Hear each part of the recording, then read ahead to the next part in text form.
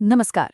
आज हम भारत के हेल्थ केयर सेक्टर के एक बहुत बड़े नाम नारायण हृदयालय की फाइनेंशियल हेल्थ का एक जायजा लेने वाले हैं। मतलब इसे एक तरह का हेल्थ चेकअप ही समझिए, पर यह मरीजों का नहीं बल्कि खुद हॉस्पिटल का है। तो सवाल ये उठता है कि जब कोई हॉस्पिटल चेन इतनी तेजी से आगे बढ़ रही हो तो हमें ये कैसे पता चलेगा कि वो अंदर से भी उतनी ही हेल्दी है। चलिए इनकी फाइनेंशियल रिपोर्ट में थोड़ा और गहरा उतरते हैं और पता लगाते हैं कि असल कहानी क्या है। तो ठीक है, सबसे पहले सीधे इनके वाइटल साइंस चेक करते हैं, यानी इनके सबसे जरूरी फाइनेंशियल नंबर्स। पहला आंकड़ा है रेवेन्यू, करीब 16,438 मिलियन रुपए, जो पिछले साल के मुकाबले 20% से भी ज्यादा है। इसका मतलब एकदम साफ है, ज्यादा मरीज आ रहे हैं, कारोबार बढ़ रहा है। ये एक बहुत ही अच्छा और हेल्दी साइन है। अगला वाइटल है 25.9% का ईबिडा मार्जिन। अब ये नंबर जो है ये कंपनी के मुनाफे की कहानी बताता है। लेकिन सवाल ये है कि ये ईबिडा होता क्या है? देखिए, आसान भाषा में कहें तो ईबिटा ये दिखाता है कि कंपनी अपने मेन काम से यानी मरीजों का इलाज करने से कितना पैसा कमा रही है, वो भी किसी भी तरह का ब्याज या टैक्स चुकाने से पहले। और 25.9% का मार्जिन ये दिखाता है कि इनका ये मेन बिजनेस बहुत ज्यादा मुनाफे वाला है। और तीसरा, सबसे जरूरी आंकड़ों में से एक, net debt to equity ratio, जो सिर्फ 0.06 है। ये सच में एक कमाल का नंबर है। इसका सीधा सीधा मतलब ये है कि कंपनी अपनी ग्रोथ के लिए कर्ज पर लगभग ना के बराबर निर्भर है। ये फाइनेंशियल स्टेबिलिटी का एक बहुत बहुत बड़ा ग्रीन फ्लैग है। तो वाइटल साइंस तो बहुत अच्छे दिख रहे हैं, पर अब जरा गहराई में उतरते हैं और असली कहानी समझते हैं। इन शानदार नंबर्स के पीछे की वजह क्या है, और क्या कोई रेड फ्लैग भी है जिस पर नजर रखने की जरूरत है? यहाँ साफ पता चलता है कि नारायण हृदयालय की ग्रोथ का असली इंजन क्या है। हावड़ा में 1000 से ज्यादा रोबोटिक सर्जरी, बेंगलोर में रिकॉर्ड तोड़ कार्डियक सर्जरी। ये एकदम क्लियर है कि कंपनी एडवांस टेक्नोलॉजी पर बहुत बड़ा दांव लगा रही है।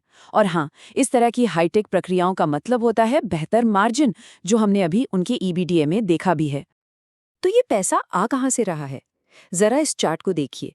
करीब करीब आधे मरीज, मतलब 47% अपनी जेब से पेमेंट कर रहे हैं।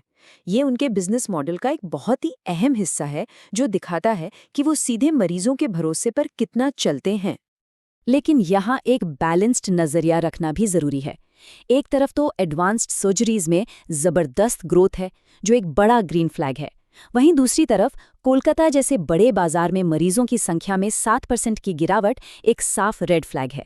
ये हमें बताता है कि ग्रोथ हर जगह एक जैसी नहीं है और इस पर ध्यान देने की जरूरत है। तो फिर इन चुनौतियों और मौकों के बीच भविष्य के लिए इनका ट्रीटमेंट प्लान क्या है? ये इस ग्रोथ को आगे कैसे ले जाने वाले हैं? जरा इस टाइमलाइन पर नजर डालिए। ये उनकी आक्रामक विस्तार योजनाओं को साफ साफ दिखाती है।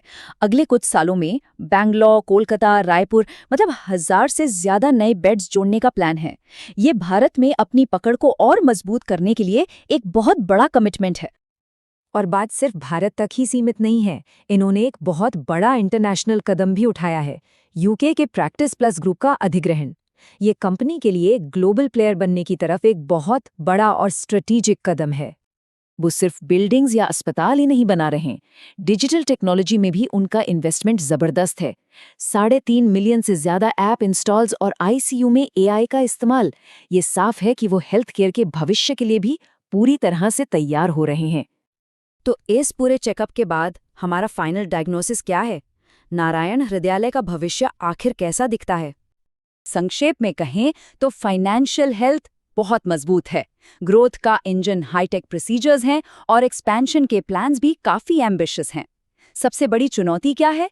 कुछ इलाकों में धीमी ग्रोथ को पटरी पर लाना और ये सुनिश्चित करना कि हर मार्केट में एक जैसी परफॉर्मेंस रहे। और ये सब हमें एक बड़े सवाल पर लाके छोड़ता है। क्या नारायण हेल्थ का जो सफल भारतीय मॉडल है, जो हाईटेक इलाज और एक मिशन पर आधारित है, वो दुनिया के दूसरे हिस्सों में भी उतना ही कामयाब हो पाएगा? खैर, इसका जवाब तो आने वाला वक्त ही बताएगा।